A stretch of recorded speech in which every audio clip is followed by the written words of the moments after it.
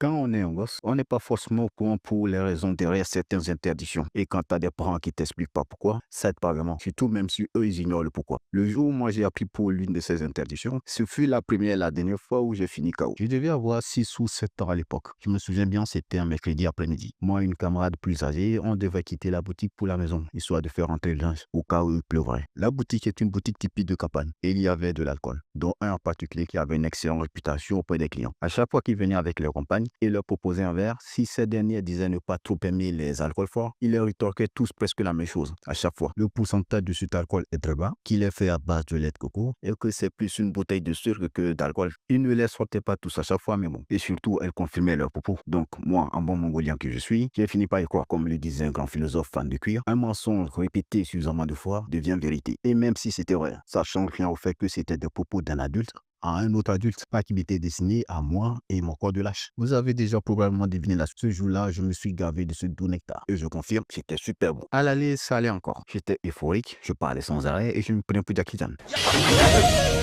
Donc, tout est safe. Les problèmes ont commencé une fois arrivé à la maison. Je me sentais plus autant débordant d'énergie et Jackie Chan a été remplacé par Yang Cha. J'avais une migraine des enfers et j'entendais les soins des coups fantômes. C'est là que je suis allé m'allonger quelques instants.